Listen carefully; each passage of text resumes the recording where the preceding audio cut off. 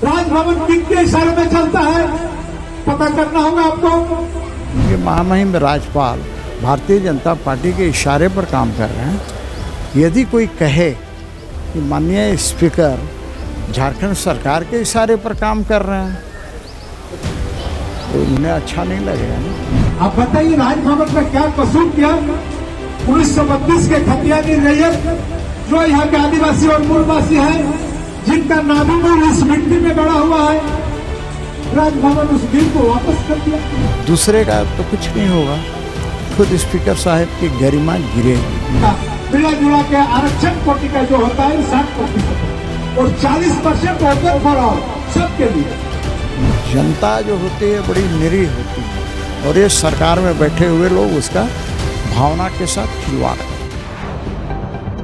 नमस्कार, news wing TV में स्वागत है आपका। मैं हूं रफ़ी समी।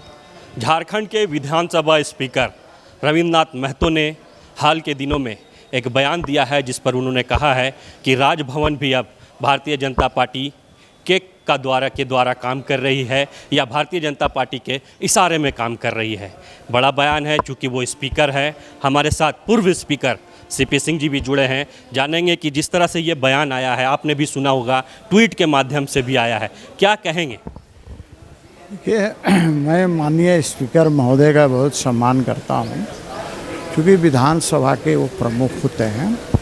लेकिन माननीय स्पीकर साहब को महामहिम राज्यपाल के बारे में ऐसी बातें नहीं बोलनी चाहिए। यदि वो कहते हैं कि महामहिम राज्यपाल भारतीय जनता पार्टी के इशारे पर काम कर रहे हैं, यदि कोई कहे कि माननीय स्पीकर झारखंड सरकार के इशारे पर काम कर रहे हैं तो उन्हें अच्छा नहीं लगेगा ना।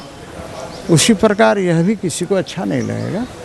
अपने भाषा पर, अपने वक्तव्य पर संयम बरतना चाहिए। कहाँ बोल रहे हैं, किसके सामने बोल रहे हैं और ये बोलने का क्या अर्थ होंगे। इसलिए मैं कहूँगा कि भाई यदि इस तरह की बातें आप जो बोलते हैं तो स्वाभाविक रूप से रिएक्शन होता है और रिएक्शन में फिर दूसरा कोई इसी तरह की बातें बोलेगा। तो मैं समझता हूँ कि यह उनके संज्ञान में आ गया होगा कि इन्होंने इस तरह का भाषा का गलत प्रयोग किया है। तो मुझे लगता है कि भविष्य में वो सुधार करेंगे और इस तरह का बयानबाजी नहीं करेंगे। भाषा के साथ साथ बजाते ट्विटर हैंडल में ये बात को लिख दिया होना, ट्विटर हैंडल में लिखे हैं। कई बार देखते होंगे कि कई बार लोग ट्विटर से हटाते हैं। तो मेरा ये कहना है कि इन्हें यदि यह बात समझ में आ गई होगी तो इसको हटाएंगे और इस तरह का भविष्य में भाषा का प्रयोग नहीं करेंगे। और यदि नहीं करेंगे तो स्वाभाविक है कि दूसरे का तो कुछ नहीं होगा, खुद स्पीकर साहब की गरिमा गिरेगी।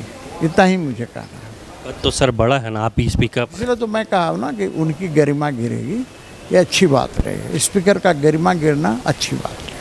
दूसरी बात है कि 32 को लेकर के, सरना कोड को लेकर के आरोप लगा दिया गया है।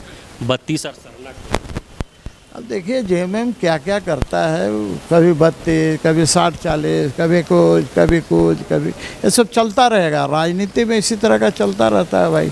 जनता तो बेचारा लाचार है, बेबस है, करे तो क्या करे। जनता के साथ बड़ी परेशानी है ना।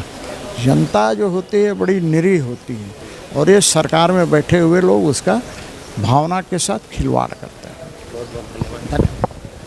तो ये थे हमारे साथ पूर्व स्पीकर सह रांची के विधायक सीपी सिंह जी, जिन्होंने कहा है कि जिस तरह से रविन्द्रनाथ महतो जो विधानसभा के स्पीकर है, उनके ट्विटर हैंडल से या फिर उनके बयानबाजी के द्वारा जिस तरह से राजभवन को निशाना साधा गया है, राजभवन पर सरासर गलत है। ये कहीं ना कहीं स्पीकर के मर्यादा को, कहीं ना कहीं स्पीकर के मर्यादा पर सूट नहीं करता है। सहयोगी नूतन के साथ रफ़ी समी, news wing Ranchi. टफकॉन XT 600 HCR TMT Riva. पहले भी बोला था, अगर घर को बनाना है एक्स्ट्रा टफ तो आप भी दिखा सकते हैं अपनी हीरोपंती टफकॉन XT के साथ।